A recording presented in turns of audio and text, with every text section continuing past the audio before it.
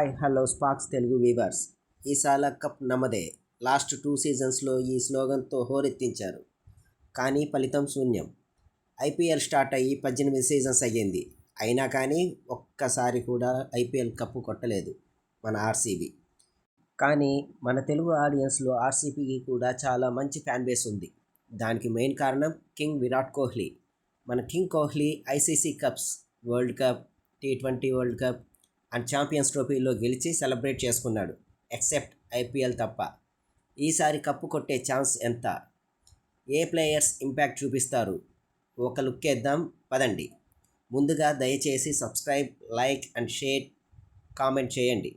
IPL 2025 మొదటి match గ్రాండ్గా ఇంకా కొన్ని గంటల్లో మొదలు కాబోతోంది. ఈడెన్ గార్డెన్స్లో కోల్కతా నైట్ రైడర్స్తో ఆర్సీబీ తలబడుతోంది. Best of luck to RCB రేపటి మ్యాచ్కి. 2024లో ఆర్సీబీ ఫ్రాంచైజ్ పెద్దగా ఆక్షన్లో పోటీ పడలేదు. ఎందుకో మ్యాక్సిమం కొత్త ప్లేయర్స్నే తీసుకుంది. తక్కువ ఎక్స్పీరియన్స్ ప్లేయర్స్తో సరిపెట్టుకుంది. చేజింగ్లో టఫ్ సిచ్యువేషన్లో నిలబడే హ్యాండిల్ చేయగలిగే middle order batting lineup inexperience కొట్టొచ్చినట్టుగా తెలుస్తోంది. ముందుగా టీం మెంబర్స్ ఎవరో చూద్దాం.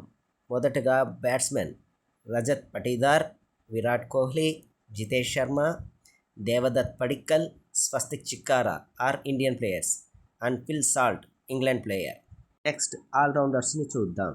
కృణాల్ పాండ్యా, స్వప్నిల్ సింగ్, మనోజ్ బడ్నాంగే Indian players, Liam Livingstone England player, Tim David Singapore player, Romario Shepherd West Indies player and Jacob Bethell overseas player. Bowlers గురించి చూద్దాం.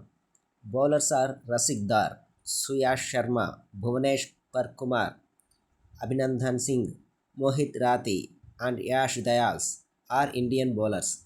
Josh Hazlewood Australian bowler, Lungi Ngidi South African bowler, last Nuwan Thushara Sri Lankan player. మొత్తం ఈ క్రూలో 22 మంది RCB players ఉన్నారు.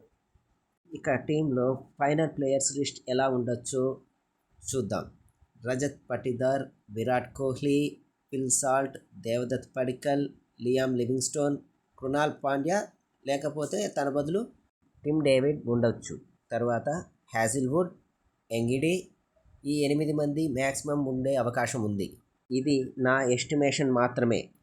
మిగిలిన ముగ్గురు పిచ్ని బట్టి, రిక్వైర్మెంట్ని బట్టి టీం సెలెక్ట్ చేసుకోవచ్చు.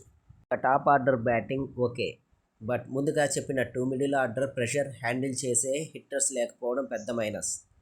బౌలింగ్లో Hazlewood and Ngidi okay, but experience spinner లేకపోవడం పెద్ద మైనస్.